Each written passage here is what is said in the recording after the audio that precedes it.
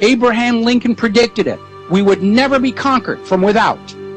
We would be destroyed from within by corruption. That's where we are right now. You took over the Fed in 2006. I have a silver ounce here. And this ounce of silver back in 2006 would buy over 4 gallons of gasoline. Today it'll buy almost 11 gallons of gasoline. That's preservation of value, and that's what the market has always said should be money.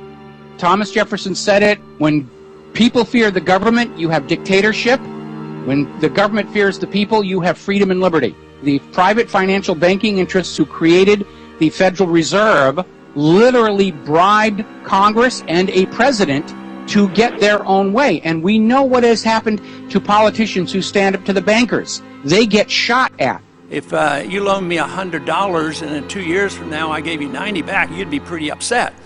But we hand back money back that's worth 10 or 15 or 20% less, and nobody seems to be able to do anything about it. It's very upsetting. But it's theft. If I don't give you your full $100 back, if you loan me $100, I'm stealing $10 from you. So somebody's stealing wealth, and this is very upsetting. When Andrew Jackson shut down the second bank of the United States of America, there was almost immediately an assassination attempt on his life.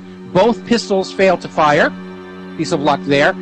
Lincoln issued his greenbacks to fund the Civil War rather than plunge the North into 35% per annum interest to the bankers. And then as the war wound down, because the greenbacks were working so well, he said, I think we're going to keep these things.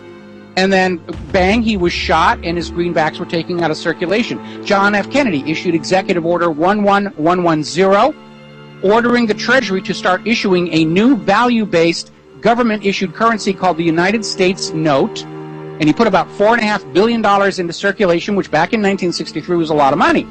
Why is it that we can't consider, the two of us, an option? You love paper money. I think money should be honest, constitutional, still on the books, gold and silver, legal tender. And 5 months after he signed that executive order, he was shot dead in Dealey Plaza. And John J. McCloy, president of the Chase Manhattan Bank, president of the World Bank, was put on the Warren Commission. Why? The Warren Commission was supposed to be investigating the death of a president, and I don't care how good a banker John J. McCloy is, he is not qualified to investigate a homicide. So obviously he was there to make sure that the economic dimensions of the assassination of the President of the United States of America were never allowed to be made public. As much as I would like to do something with the Fed, I say the Fed's going to self-destruct eventually anyway when the money's gone. At this point, I am absolutely convinced our current government and our current economic system cannot be saved. In fact, we seem to be very clearly in that stage of history where the last official act of any government is to loot the nation. But even in Mexico, they're talking about this. They're trying to have competing currencies. They've been wiped out too many times with inflation and wipe out the middle class. They're allowing people to start to save in a silver currency. We need to start thinking about what kind of a government and nation we're going to have here after the transition. And obviously, top of my list is no private central bank and open and honest, transparent elections. Why couldn't people save, put this in a mattress and get 4 or 5 times much of the value in a few years? So the record of what you've done in the last 6 years is destroy the value of real money. So if we're going to build a new nation and it's going to be a nation responsive to the people, we're going to have to sit on top of them.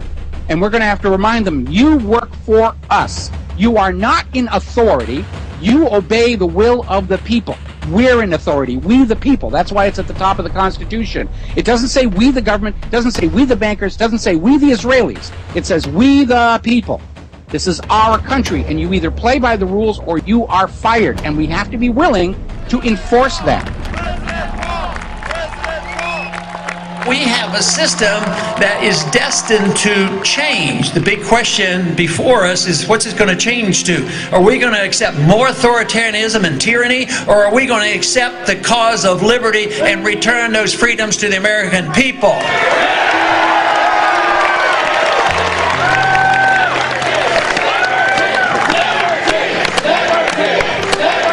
The private financial banking interests who created the Federal Reserve literally bribed Congress and a president to get their own way. And we know what has happened to politicians who stand up to the bankers. It is the cause of liberty that we must address, and understanding where our liberty comes from is so important. The wonderful thing about liberty and the understanding of freedom is it will bring us together.